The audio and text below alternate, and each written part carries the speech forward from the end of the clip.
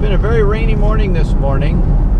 Looks like we have a break in the sun, but coming from the west, I'm pointed west right now, is more clouds. So we'll see what the day turns out to be in. But judging by traffic, looks to be a pretty busy day at work today.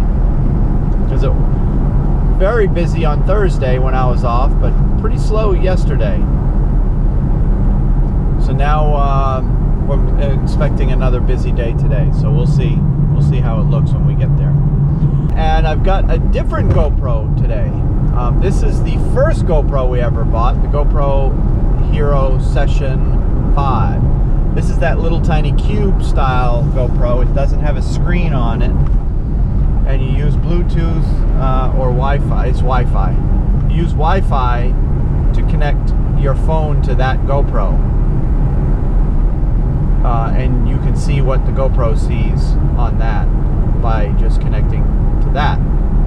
But anyway, because my wife is using our other GoPro, the one I've been using, she's got that today because she's working on a project today.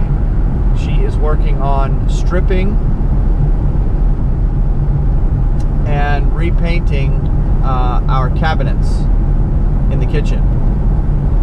Actually, she's probably just going to end up stripping the cabinets today. Because I don't know if I've explained in other videos, but we decided to redo our cabinets. She's been wanting to do it for some time anyway. And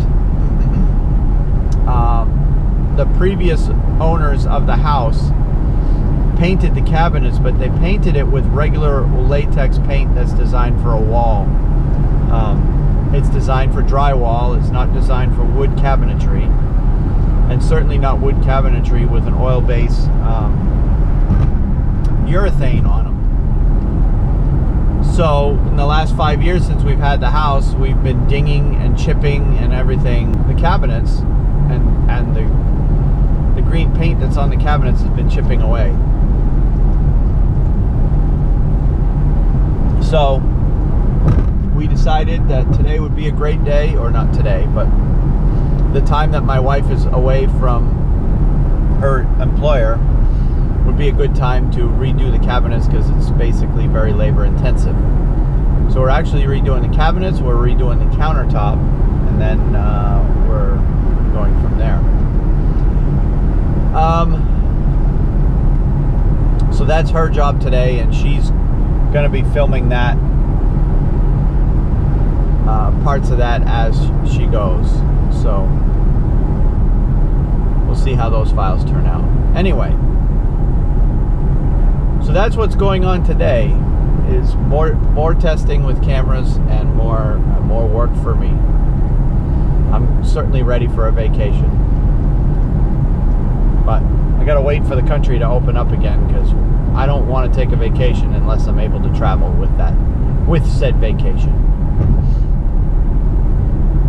All right, that being said, we've got today's Saturday. It's about 56 degrees. It's been raining most of the morning. It started raining sometime during the night. And today looks to be a pretty busy day at work.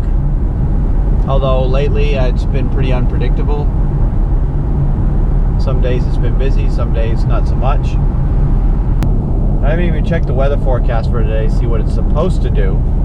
Alright, well, I can't really think of anything that I want to talk about this morning. Just going into work to essentially react to what... I got no particular plan. Just going to be reacting to the situation that I find when I get there. So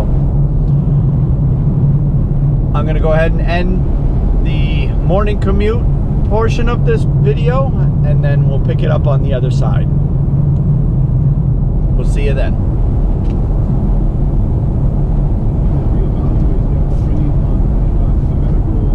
Data that we have in flattening flattening of the curve here in Texas and where the coronavirus cases stand. But all of this really happening under a huge cloud here in Texas. This is a state with 29 million people, and it has a dismal rate of testing, coronavirus testing at this point. Less than 1% of the population has been tested. The governor says a massive amount of private lab testing will come online by the end of April into early May. But there will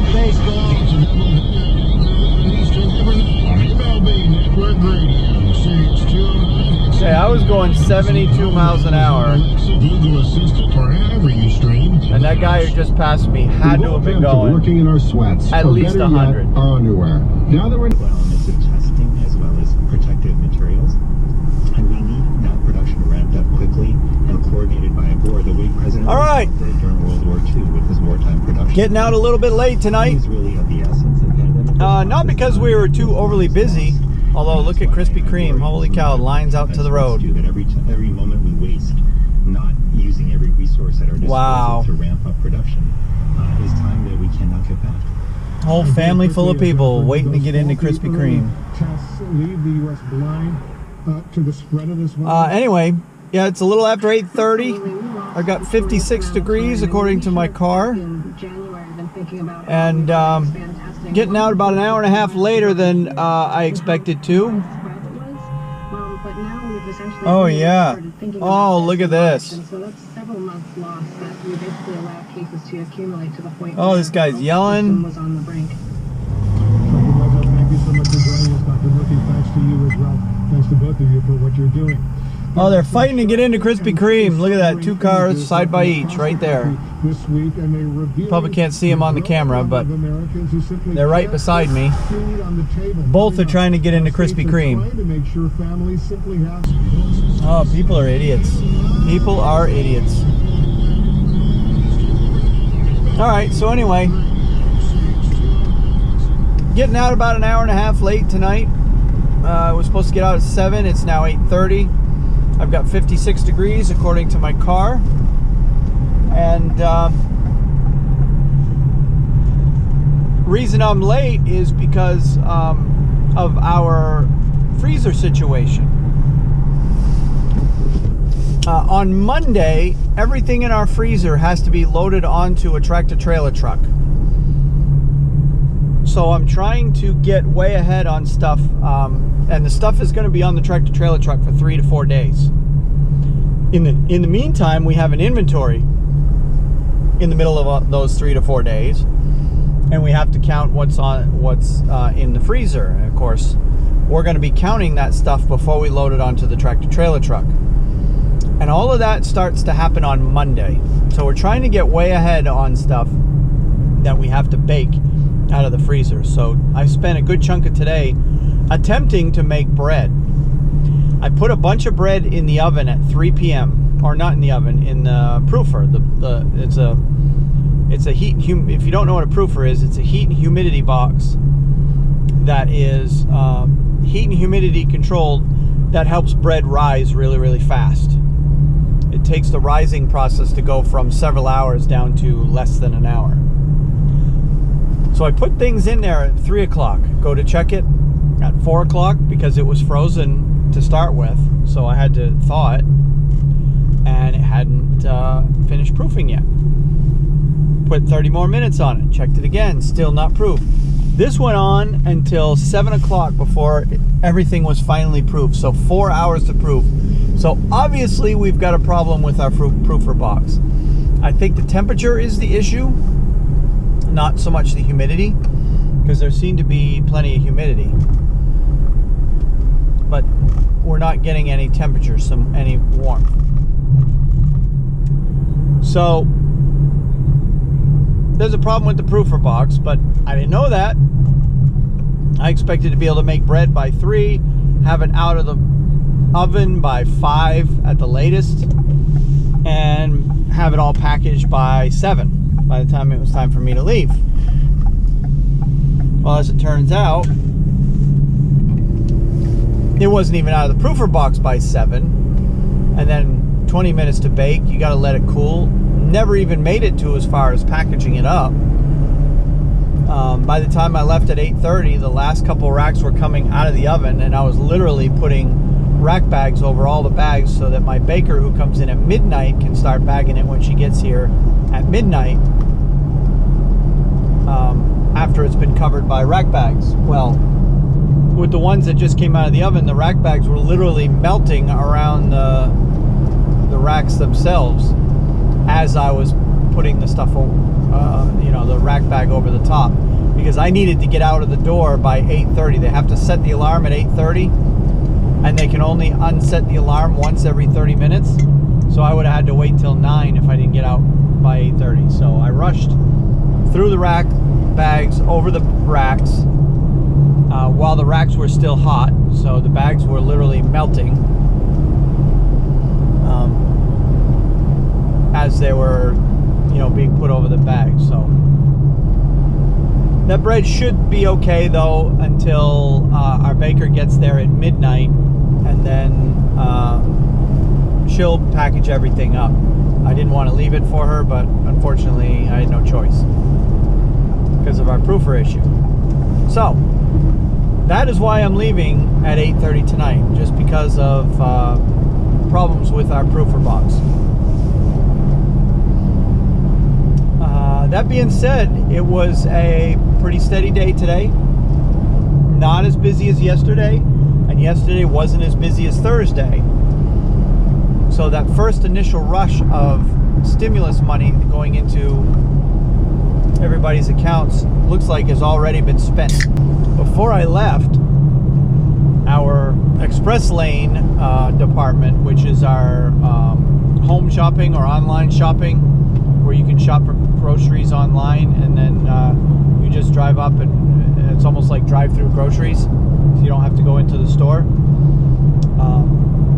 They were set up for 60 orders a day under normal circumstances. Well, they've been slowly ticking up, adding 10 orders every day for the last week or so. Well, I guess from yesterday into tomorrow, they jumped it from 85 to 125 literally overnight.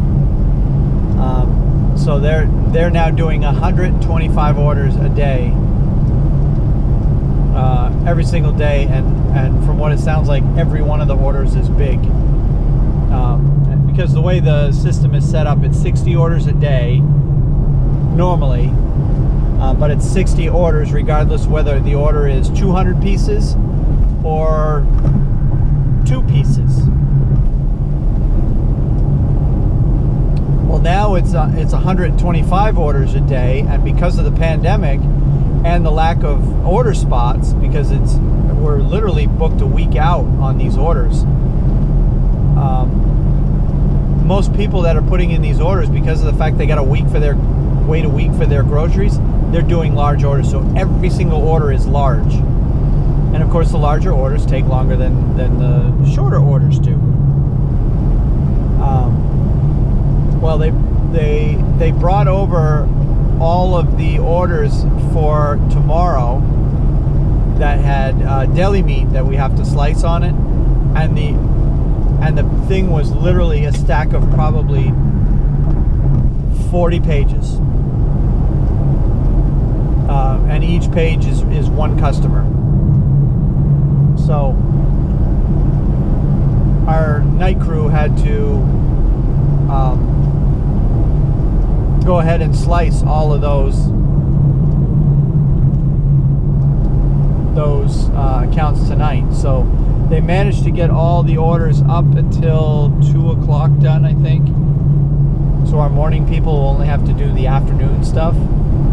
That stack of orders that came over at 7 o'clock or so was quite the eye-opener, and kind of ticked off everybody in the deli. But I put them to them this way. I said, number one, you guys are scheduled till 10 o'clock. You're not scheduled till 8:30. So if we need you to stay till 10 o'clock, we're going to have you stay till 10 o'clock. They can let you out then. Number two, all of these customers are customers that would be coming into the store anyway. Now we get to get ahead and get this stuff sliced for them so that they can, that's that many fewer people coming to our service counter during the day. So we're going to do these orders. They didn't want to do them at first, but I had to tell them we're going to do these orders. We're going to do as many as we can before we leave tonight, and then they'll do them tomorrow. So that's what ultimately happened. Is they ended up working on all the orders, got through the ones through 2 o'clock tomorrow done, and then they'll have to do the rest tomorrow. They did up our limit in our building though to 278 people, I think. Because I think the company decided to do the governor of North Carolina's mandate of 5 people for every 1,000 square feet. And I don't know if they decided to start counting the square feet that the new section of the building that is not up and running yet or not, but they upped our number that we're allowed to have in the store from 118 up to 278. And ever since then, it doesn't seem to be that there's any problems with lines. So they managed to figure that out. And with that many people, if a line does form, then it'll be a short-lived line because there's that many more people coming and going. So that'll make the line move even quicker if it does happen. So there's that change. Other than that, it's more of the same. Looks like almost every customer now is coming in with some sort of face protection on. Although I would say probably 10% of them are not wearing it correctly. I'm seeing a lot of people with scarves over their faces where the lower part of the scarf is open to the air. I've seen other cases where people are wearing face masks where their nose is completely uncovered. I saw one guy yesterday, he had a mask on that would be something that a motorcyclist would wear to keep from getting windburn. And it had a hole cut out for his nose. So his nose was actually sticking out of the mask, but the rest of his face was pretty much covered. Which I found kind of funny because it's not offering him any kind of protection whatsoever. Even though we all know that that's not technically what this protection provides. But anyway, yeah, more people than not are definitely wearing masks. So, all right, well, we're going to stop off for dinner. Hopefully, the place I'm going to is still open. If not, I'll just stop at Mickey D's and grab some burger patties. Is this place open?